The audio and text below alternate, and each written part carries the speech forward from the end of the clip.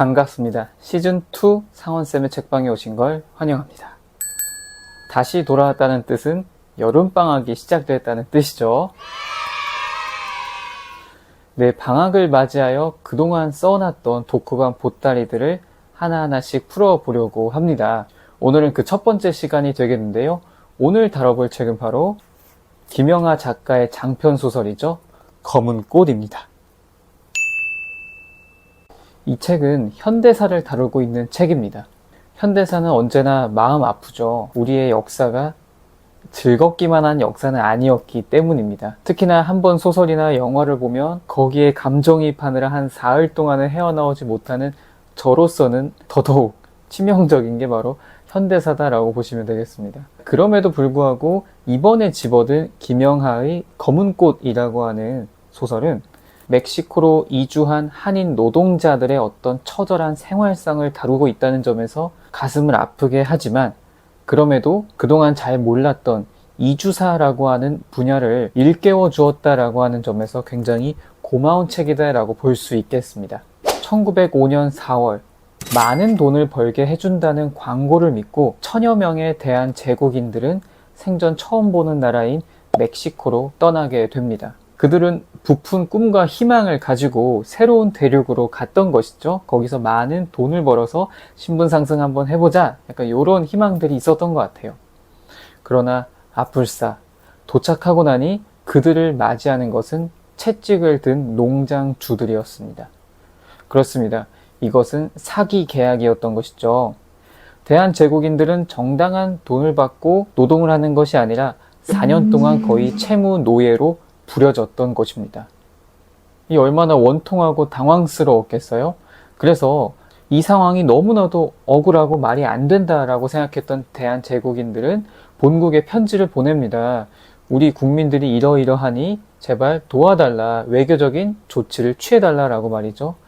그런데 이를 어쩝니까? 그들의 편지가 도착한 1905년 12월은 을사늑약이 체결되고 한 달이 지난 상태였습니다. 즉, 자국민들을 보호할 외교권이 박탈당한 상황이었던 것이죠. 을사늑약은 1905년 일본의 강압에 의해서 대한제국이 체결한 조약으로서 우리나라의 외교권을 상실하게 되는 조약이었습니다. 이보다 더 소설스럽고 원통한 일이 있을까요? 어떻게 그 결정적인 시기에 국민을 보호할 국가의 존재가 사라져 버렸을까요?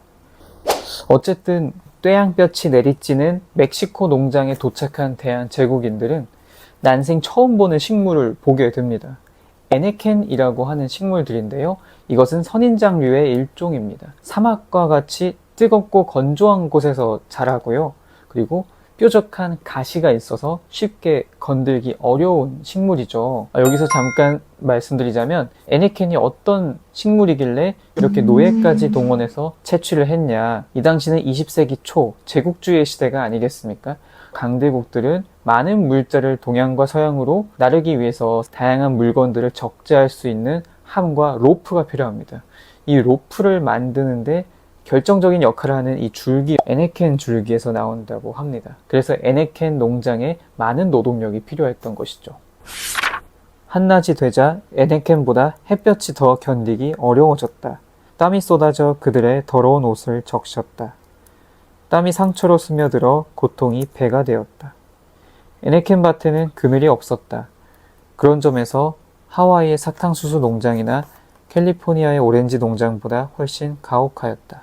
그들이 하루 동안 잘라야 할 에네켄 잎은 최소한 1500장은 되어야 한다. 감독들이 채찍을 들기 시작했고 땀이 흥건한 조선인들의 등짝으로 채찍이 날아들었다. 하지만 대한제국인들은 특유의 성실함과 악착스러움을 가지고 살아남았고, 계약 기간이 끝난 뒤 자유인으로서 남미에 정착해서 한인 커뮤니티를 형성하게 됩니다. 물론 일본 제국주의의 강점으로 돌아갈 국가가 사라졌고, 또 불공정 계약으로 귀국에 필요한 경비들을 모으지 못한 탓이니 그들이 원한 정착은 아니었을 것입니다. 그런데 얼핏 보면 정말로 이렇게 절망스러운 상황인데, 그럼에도 불구하고 꿈을 꾸는 사람들이 있었습니다. 실존 인물 이근영을 모티브로 만들어졌다고 추정되는 조장윤이라고 하는 인물들이 그렇습니다. 문예만 숭상하고 무예는 천시한 탓에 뜬구름 잡는 유생들의 분놀림에 백성들을 신분제에 가두고 잘 돌보지 못한 탓에 조국이 망했다고 생각했던 그들은 무예를 숭상하는 새로운 국가를 꿈꿨습니다. 남미에서 새로운 대한인들의 국가를 세워보고자 마음먹었던 것이죠.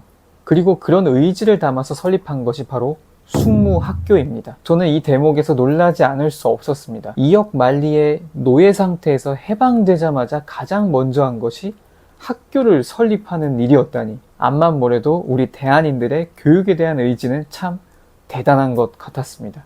그러나 세계화 시대의 모든 일들이 얽히고 설키는 법이죠. 숙무학교의 운명도 예외는 아니었으니 때마침 멕시코에서 터진 혁명의 물결 속에서 숙무학교는 문을 닫게 됩니다.